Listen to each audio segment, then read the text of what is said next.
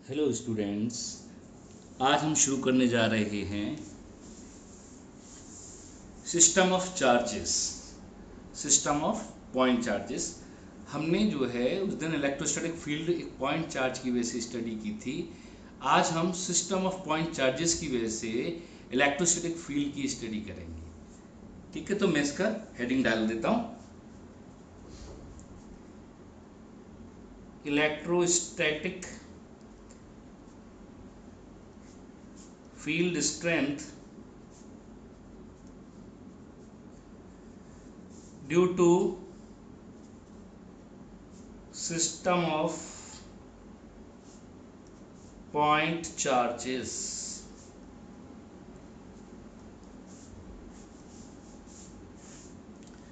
Point charges के वजह से अभी एक चार्ज की हमने पढ़ी थी इलेक्ट्रोस्टैटिक फील्ड, अब एक से ज़्यादा चार्जेस अगर मौजूद हैं और किसी पॉइंट पी पर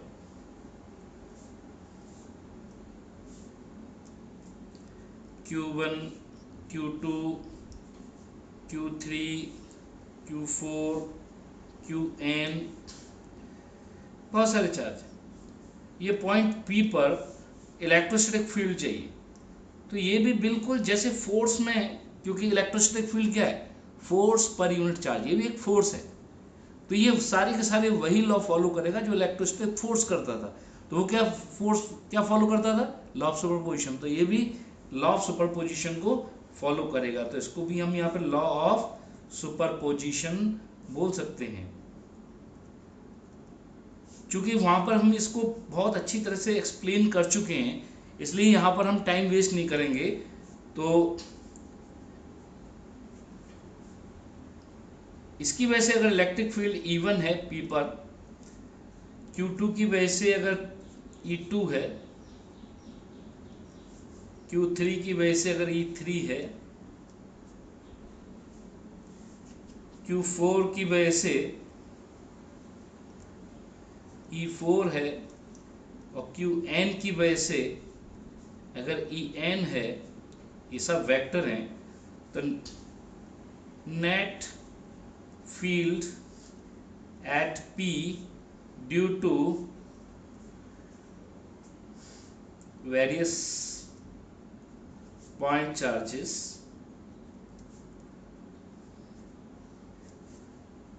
will be equal to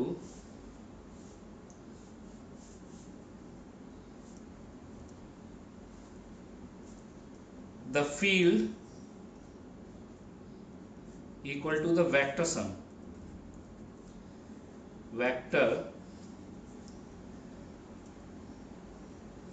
of vector sum of field produced by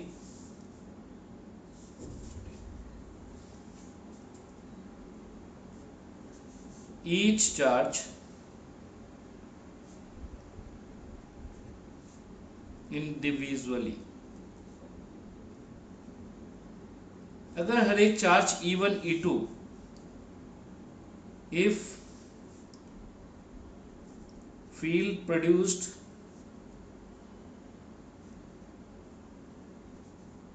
by charges Q1, Q2, Q3, Q4, Qn are E1, E2, E3, E4 En, then net field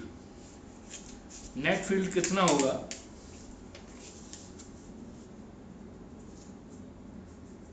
net field E is equal to E1 plus E2 plus En। सभी को हम vector method से अगर जोड़ देंगे तो हमें net field मिल जाएगा। अब देखो क्वेश्चन इस टाइप के आता है, सिस्टम ऑफ चार्जेस का ही बता देते हैं। सिंगल चार्ज का तो आप पॉइंट चार्ज सीधे फॉर्मूले में रख करके निकाल लोगे। जैसे क्वेश्चन देता हूँ, question number 1, find the electrostatic field due to hydrogen nucleus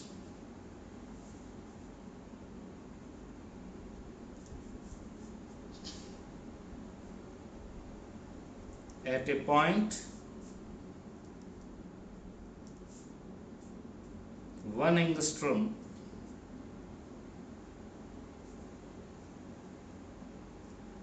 from the center of nucleus। एक जनरल क्वेश्चन ले लिया, ऐसे क्वेश्चंस आपके सामने आते रहेंगे। मैंने इसलिए ले लिया कि ऐसे ही क्वेश्चन आएंगे। जब आप मॉडर्न फिजिक्स पढ़ोगे, एटॉमिक स्ट्रक्चर पढ़ोगे, तो वहाँ हाइड्रोजन एटम आएगा, वहाँ इनकी ज़रूरत पड़ सकती है, फील्ड पूछ सकता है। अब देखो वो क्या कहना चाह रहा है भाई, हाइड्रोजन एटम का जो न्यूक्लियस है, हाइड्रोजन का जो न्यूक्लियस है, उस पर एक प्रोटॉन। तो मैं इसका सॉल्यूशन करता हूं। H nucleus has 1 proton. तो चार्ज कितना हो गया? चार्ज हो गया 1 पॉजिटिव हो गया, 1.6 इंटू 10⁻⁻19 कूलम, इतना चार्ज हो गया। आर कितना हो गया? अब वो इतना छोटा है, उसको पॉइंट चार्ज ले लेंगे, 10⁻15 मीटर रेंज का होता है। और ये जो पूछ रहा है, जो फील्ड पूछ रहा है, वो एंगस्ट्रम, यानी ये जो डिस्टेंस है, जो चार्ज का साइज है, वो इस एक एंगस्ट्रम से इतना छोटा है, 1,00,000 गुना छोटा है। तो हम उसको पॉइंट चार्ज ही एज्यूम करेंगे। तो 1 एंगस्ट्रम का मतलब हो गया 10⁻⁻10 मीटर। अब फॉर्मूला हमारे पास क्या होता है इलेक्ट्रोस्टैटिक फील्ड का? 9 into 10⁻9 Q upon R square. Point charge की वजह से जो फील्ड है वो ये है। तो अब फॉर्मूले में जैसे ही मैं इसको रख रहा हूं, तो 1.6 इंटू 10⁻19 अपॉन 10⁻10 का स्क्वायर। तो ये 19 और ये इधर से नीचे से 20, ये 29 आ गया और ये 19 आ गया, तो 10 बचा। तो हमारे पास बचा electric field is equal to 1.6 into 9 यानी 14.4, और इधर से -20 ऊपर जाकर +20 हो जाएगा, और ये 19, 10 बचा। और क्या बचा? न्यूटन पर कूलम इसकी यूनिट हो गई। ये आ गई इलेक्ट्रोस्टैटिक फील्ड। देखो कितना बड़ा फील्ड प्रोड्यूस कर रहा है एक हाइड्रोजन न्यूक्लियस, किस पर? 1 एंगस्ट्रम। आपको मालूम है हाइड्रोजन की जो ग्राउंड स्टेट होती है उसकी रेडियस लगभग 0.53 एंगस्ट्रम के आसपास है, यानी इससे भी 4 गुना ज़्यादा फील्ड है वहाँ पर। और ये फील्ड इतना स्ट्रांग है कि इस फील्ड की वजह से ही इलेक्ट्रॉन उसके चारों तरफ क्या रहता है? घूमता रहता है। इसकी वजह से जो फोर्स जो डेवलप होता है इसकी वजह से, इसलिए स्टेबल है एटम जो है अपना। इलेक्ट्रॉन इसीलिए वहां से निकल के भाग नहीं रहे हैं।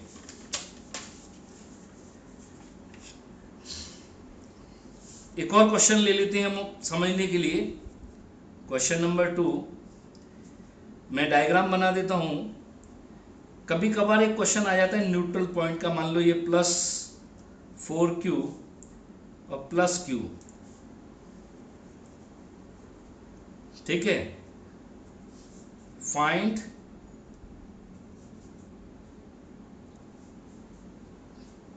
The neutral points regarding electric field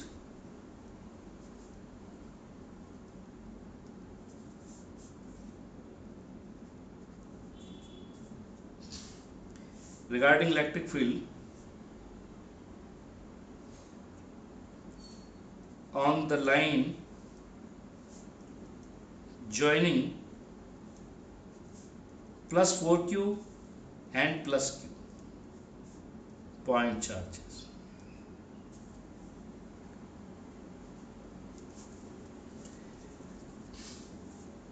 Separated by a distance a, इनके बीच की जो डिस्टेंस है वो a है. न्यूट्रल पॉइंट्स का मतलब जहां पर इलेक्ट्रिक फील्ड जीरो हो जाए. सपोज यहां पर न्यूट्रल पॉइंट्स, सॉल्यूशन कर रहा हूं मैं, solve points at neutral points electric field, net electric field must be zero. इसकी इलेक्ट्रिक फील्ड को अगर मैं E1 कह दूं, इसकी इलेक्ट्रिक फील्ड को E2 कह दूं, तो ये दोनों एक दूसरे को कैंसिल आउट करनी चाहिए, तभी हम ऐसा कह पाएंगे कि नेट इलेक्ट्रिक फील्ड यहां क्या होगी, जीरो. अब देखिए, अगर मैं ये मान लूं कि इससे डिस्टेंस x है, तो इससे क्या हो जाएगी, a minus x. Electric field neutral point को मैं n मान लेता हूं. Electric field at n due to plus 4q, magnitude लिख रहा हूं E1 का, k 4q upon x square. Direction इसमें दिख रहा है डायग्राम में. और electric field at n due to plus q E2 k q upon a minus x square. E is equal to E1 plus E2 is equal to 0, यानी E1 is equal to minus of E2. मतलब direction दोनों के opposite होने चाहिए और magnitude क्या होने चाहिए, सेम.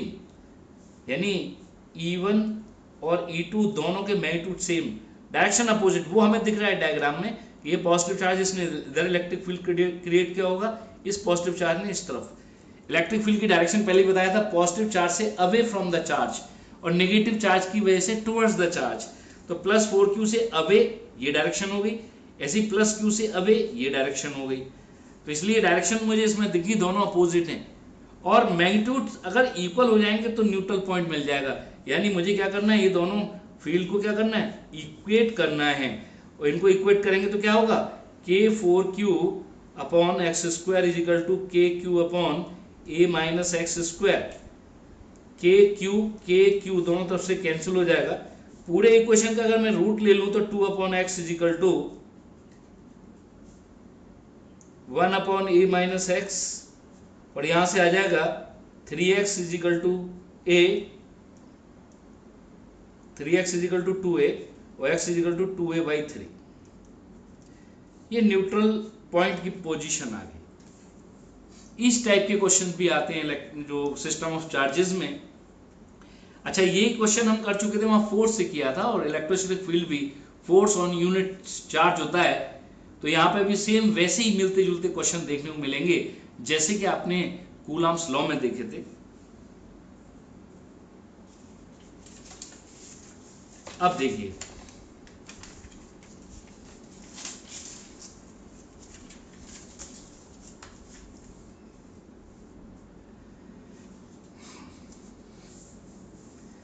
अब हम बात करते हैं और क्वेश्चंस. हम न्यूमेरिकल्स बाद में ले लेंगे, सोच रहे हैं थोड़ा सा इससे आगे बढ़ जाएं, और कुछ डेफिनेशंस हैं वो हम पढ़ लें. सिस्टम ऑफ चार्जेस में, पॉइंट चार्जेस में हमने एक बहुत इंपॉर्टेंट सिस्टम होता है जिसका नाम होता है इलेक्ट्रिक डायपोल.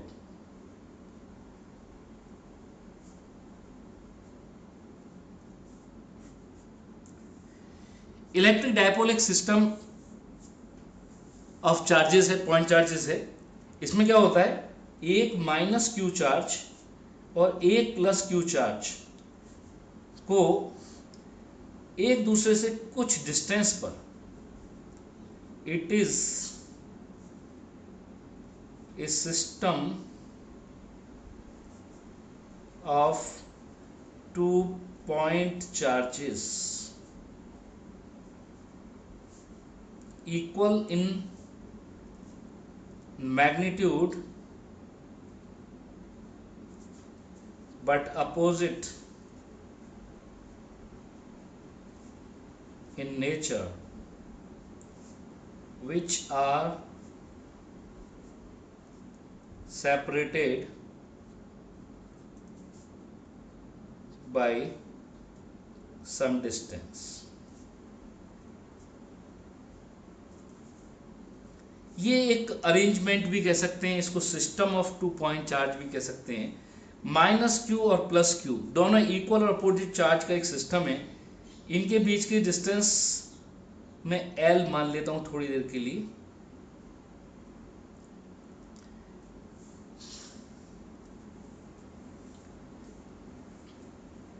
इस अरेंजमेंट को हम इलेक्ट्रिक डायपोल, मैं भी यहां पर डायपोल बताऊंगा, इसका फील्ड वगैरह हम बाद में डिस्कस करेंगे। चलो पहले देखते हैं इलेक्ट्रोस्टैटिक फील्ड, पहले कैलकुलेट कर लेंगे, फिर फील्ड लाइन के बारे में जान लेंगे। तो चलो मैं ज़रा इसकी इलेक्ट्रोस्टैटिक फील्ड के बारे में डिस्कस कर लेता हूँ। उससे पहले डायपोल की एक कैरेक्टरिस्टिक प्रॉपर्टी है जिसको हम क्या बोलते हैं, electric dipole movement. Electric dipole movement, electric dipole movement, it is the characteristic property of a dipole.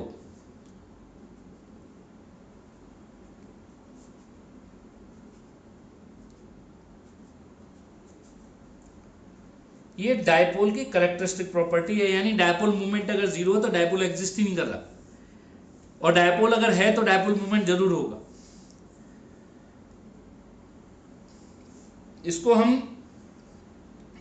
P से रिप्रेजेंट करते हैं। It is a vector and represented by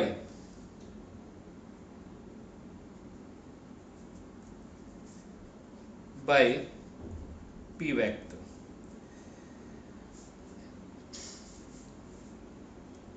अब इसको डिफाइन कर सकें, it is the product of, इसकी definition ये होगी, it is the product of charge, any of the charge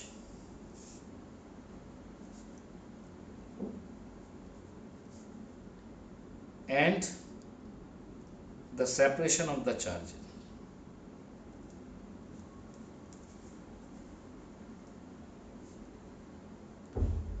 charges के बीच का सेपरेशन और एक चार्ज को लेकर के हम इन प्रोडक्ट कर दें, ठीक है, तो हम इसको बोलें its magnitude.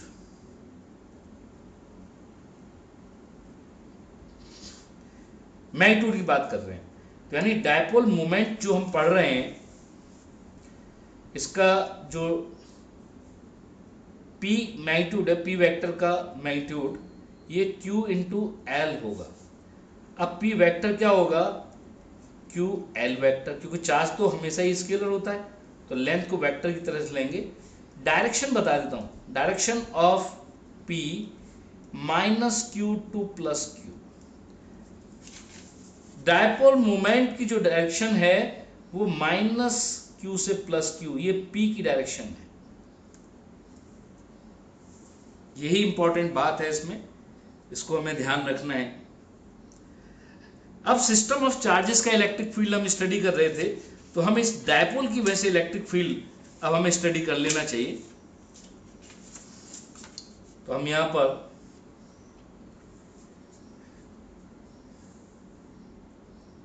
Electric field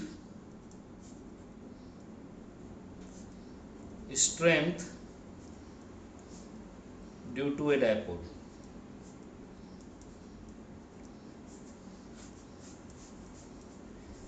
electric field strength due to a dipole.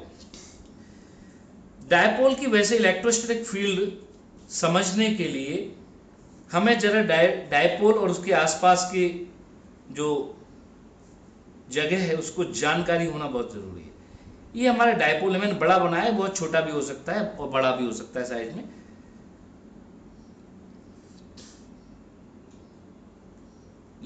L इनके बीच की डिस्टेंस, वही दोनों चार्ज की बीच, मतलब ये डायपोल मोमेंट वेक्टर मैंने इस तरफ दिखा दिया, ये पी वेक्टर। अब इसके आसपास की जो स्थिति है वो ये है,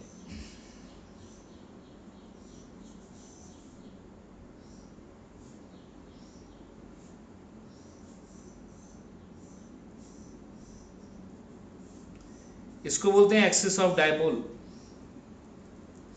इसको बोलते हैं equator.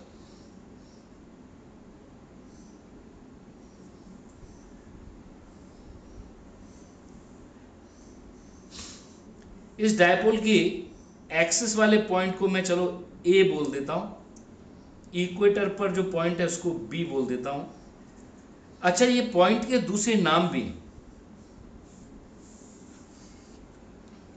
Point on the axis, लेकिन ध्यान रख लेना इन दोनों के बीच में कोई पॉइंट नहीं माना जाएगा, बाहर के पॉइंट माना जाएगा।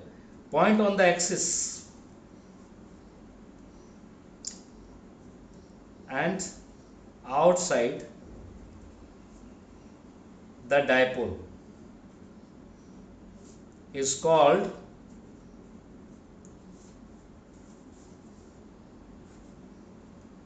axial, point on the axis and outside, dipole के बाहर लेकिन एक्सिस पर ही, इसको हम क्या बोलते हैं, axial position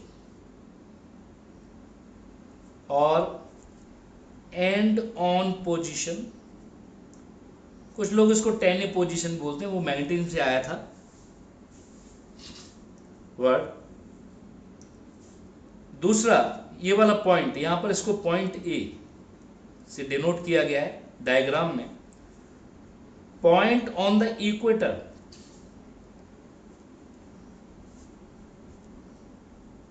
that is B, is called equatorial position और broad side on position. Equatorial position या ब्रॉड साइड ऑन पोजीशन भी इसको कह सकते हैं, ये बी पर। तो पहले हमने एनवायरमेंट जान लिया कि डायपोल के बाहर क्या एक्सिस है, क्या इक्वेटर है। बाइसेक्टर को इक्वेटर बोलते हैं। आपकी अर्थ भी एक डायपोल है, पर जरूरी नहीं कि वो डायपोल इलेक्ट्रिक का ही हो, मैग्नेटिक डायपोल है। नॉर्थ पोल और साउथ पोल हैं, मैग्नेटिक नॉर्थ मैग्नेटिक साउथ है। और चूंकि ये स्फेरिकल शेप में है तो इक्वेटर आप जानते हो कि बिल्कुल मिडिल से जाने वाला सबसे बड़ा जो सर्किल है उसको इक्वेटर सर्किल बोला जाता है।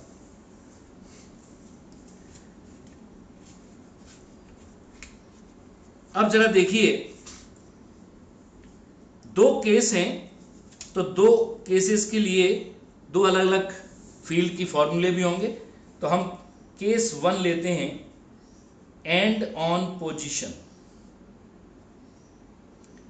Electric field eight and on position of dipole, dipole के एंड ऑन पोजीशन। मैं इसी डायग्राम में सॉल्व कर देता हूं।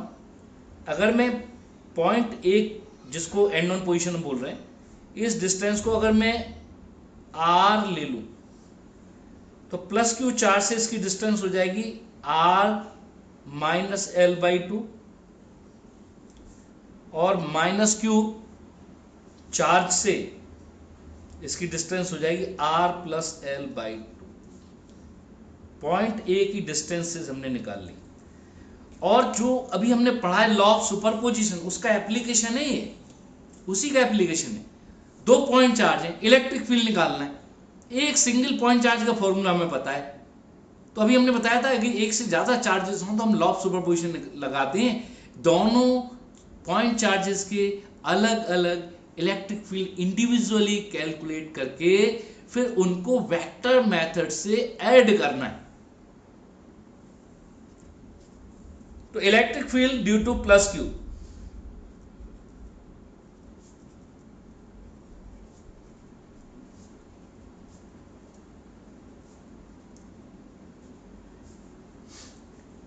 ए पर प्लस क्यू की वजह से इसको हमने E1A बोल दिया, इज इक्वल टू मैग्नीट्यूड लिख रहा हूं के क्यू अपॉन, इस प्लस क्यू से इसकी डिस्टेंस कितनी थी R minus L by two, जो भी डिस्टेंस है उसका होल स्क्वायर कर दो, के क्यू अपॉन R स्क्वायर होता है। ऐसे ही माइनस क्यू चार्ज की वजह से क्या होगा, E2A, ए पर के क्यू अपॉन माइनस क्यू से इसकी डिस्टेंस हो गई है R plus L by two. अब जरा मैं इनकी डायरेक्शन शो करूं, ए पर प्लस क्यू से अवे, E1A की डायरेक्शन ये है, माइनस क्यू की वजह से इस तरफ, E2A की डायरेक्शन ये है। देखो और नहीं दिख रहा तो मैं इधर बना के दिखा देता हूं अलग से, ए पर E1A तो इस तरफ आ रहा है और E2A इस तरफ आ रहा है। आप कहोगे सर आपने ये छोटा, क्योंकि चार्ज दूर है, ये है इक्वल तो थोड़ा छोटा फील्ड होगा। तो आप देख रहे हो E1A बड़ा है, E2A छोटा है, दोनों अपोजिट है, मैग्नीट्यूड से भी दिख रहा है, डिनोमिनेटर छोटा है डिनोमिनेटर बड़ा है। अब मैं मुझसे कोई कहेगा कि नेट फील्ड वेक्टर मेथड से, अब दो ही तो हैं और एक ही लाइन में, सेम लाइन में होते हैं, दोनों के बीच में एंगल कितना है 180 का। तो बार बार मैं अगर वो चीज वेक्टर के फॉर्मूले आपको ड्राइव करता फिरूं, under root A1 square plus A2 square plus 2A1A2 cos 180, cos 180 is equal to -1, तो क्या आ जाएगा देखो, E1A square plus E2A square plus 2E1A E2A cos 180 under root के अंदर, यही तो होगा रिजल्टेंट जिसको हम EA बोल रहे हैं। तो क्या होगा ये रिजल्ट, cos 180 क्या होता है -1। तो जैसे मैं -1 करूंगा यहां पर, तो E1A square plus E2A square minus 2E1E2, तो यह तो E1 माइनस E2 का होल स्क्वायर हो गया, यानी क्या बचा E1A डिफरेंस। आप कहोगे सर ये आप कहीं भी डिफरेंस लगा देते हो, जब हम रूट लेकर के किसी होल स्क्वायर का रूट ले रहे हैं और रूट जिसका है उसके अंदर अगर माइनस साइन आ रहा है तो वो माइनस नहीं होता है, क्योंकि वो a माइनस बी का होल स्क्वायर और b माइनस ए का होल स्क्वायर एक ही चीज आती है, इसलिए मैं डिफरेंस वर्ड यूज करूंगा। मतलब जो बड़ा है उसमें से छोटा माइनस कर दीजिए। और दूसरी तरह से भी समझ सकते हैं, मैग्नीट्यूड कभी नेगेटिव नहीं होते, इसलिए हम बड़े में से ही छोटे को माइनस करेंगे। अब मुझे यहां पर क्लियर है बिल्कुल, अब मैं पेज पलट देता हूं, मैं दोनों को दोबारा से लिख देता हूं, E1A और E2A, जिससे आपको समझने में दिक्कत बिल्कुल भी ना हो। E1A के q upon R minus L by 2 का स्क्वायर, और E2A था के q upon R plus L by 2 का होल स्क्वायर। और मैंने बताया कि जो EA है नेट जो फील्ड आ रहा है वो E1A डिफरेंस E2A, लेकिन मुझे मालूम है E1A बड़ा है तो मैं बड़े में से छोटा माइनस कर दूं। दिख रहा है इसमें डिनोमिनेटर क्या है छोटा, इसलिए ये बड़ा है ये छोटा है। तो के क्यू कॉमन ले लूं या एक बार लिख देता हूं, कहोगे सर जल्दबाजी कर रहे हो आप, तो मैं लिख देता हूं R माइनस L बाई 2 का होल स्क्वायर माइनस के q upon R plus L by 2 का होल स्क्वायर, दोनों में से के क्यू कॉमन ले लेता हूं तो क्या बचेगा,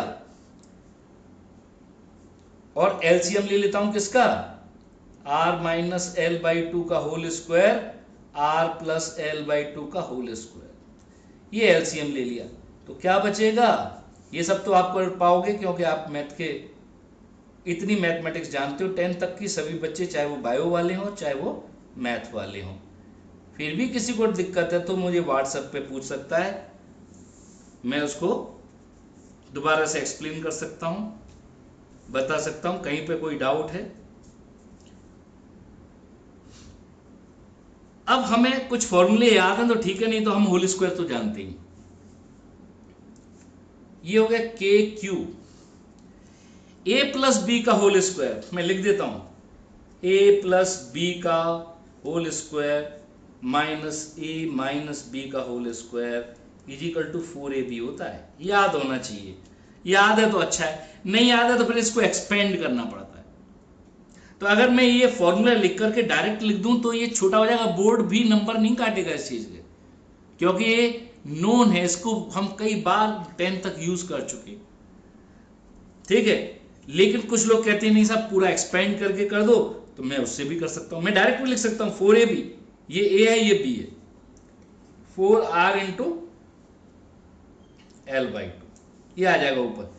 नीचे क्या है, a माइनस बी और a प्लस बी का प्रोडक्ट, ये क्या होता है a minus B into A plus B, ये होता है a square minus B square.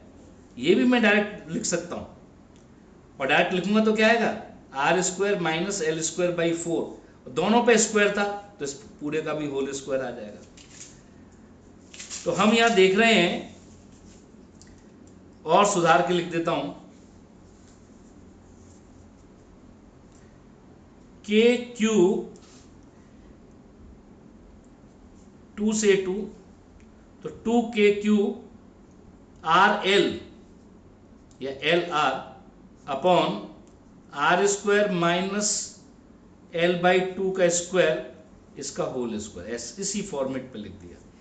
अब मैं जानता हूं Q into L dipole moment है, बट यहां पर Q into L is equal to P.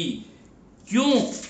क्योंकि अभी हमने बताया था एक चार्ज, मैग्नीट्यूड चार्ज का Q, उनके बीच का सेपरेशन L, इनका प्रोडक्ट यानी QL, ये हमेशा क्या होता है, डायपोल मोमेंट होता है।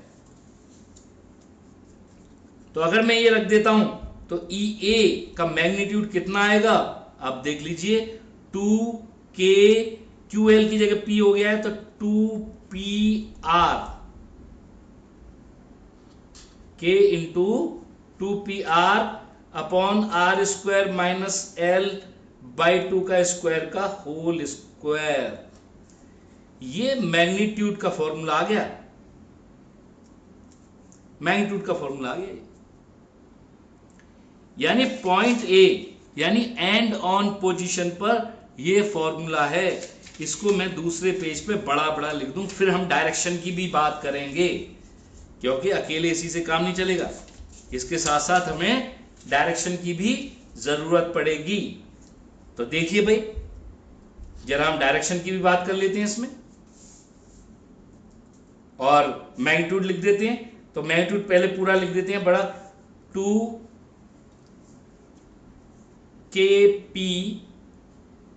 r upon R square minus l/2, मतलब हाफ लेंथ ऑफ डायपोल। अब इसमें में कंफ्यूजन भी होता है, कहीं कहीं वो क्या करता है, डायपोल की लेंथ ही 2l ले लेगा, तो हाफ लेंथ कितनी हो जाएगी, l, यानी l/2 क्या है, हाफ लेंथ ऑफ डायपोल। ये ध्यान रखना है, यहां हम लिख दें R square minus half length of dipole का स्क्वायर, वो ज्यादा बेहतर रहेगा, गलती होने की संभावना कम हो जाएंगी। अब रही बात डायरेक्शन की, जरा डायरेक्शन और देख लो। डायरेक्शन के लिए मैं दोबारा से उसी डायग्राम पर जाता हूं जो मैंने यहां पर बनाया था, E1a और E2a, E1a और E2a।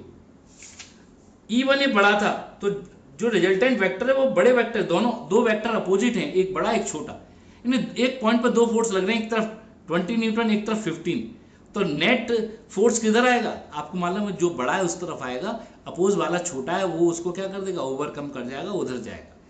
तो E1a बड़ा है E2a छोटा है, तो E1a की डायरेक्शन में ही ये होगा। और E1a की डायरेक्शन कौन सी है, E1a की डायरेक्शन, अब मैं यहां पर इस चीज को अलग से दिखा देता हूं। हमारा डायपोल मूवमेंट वेक्टर ये था P, और EA की डायरेक्शन भी यही थी, ए पॉइंट पर दोनों की डायरेक्शन सेम थी। तो डायरेक्शन क्या हो जाएगी, direction of E A vector, direction of E A is same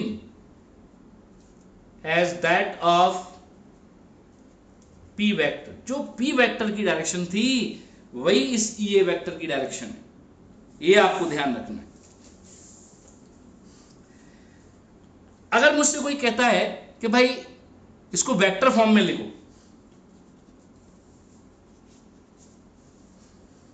vector form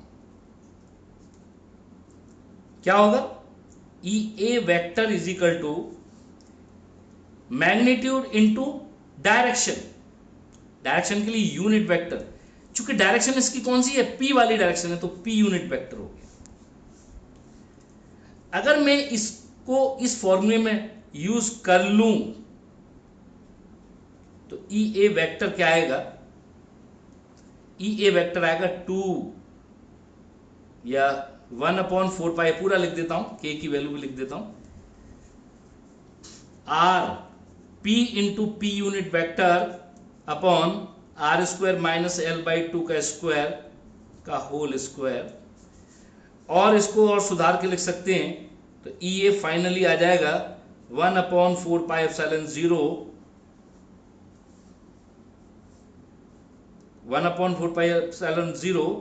यहां पर 2 और था 2 अपॉन, तो ये हो जाएगा तुम्हारा 2p वेक्टर या 2r into P vector upon R square minus L by 2 का स्क्वायर का होल स्क्वायर।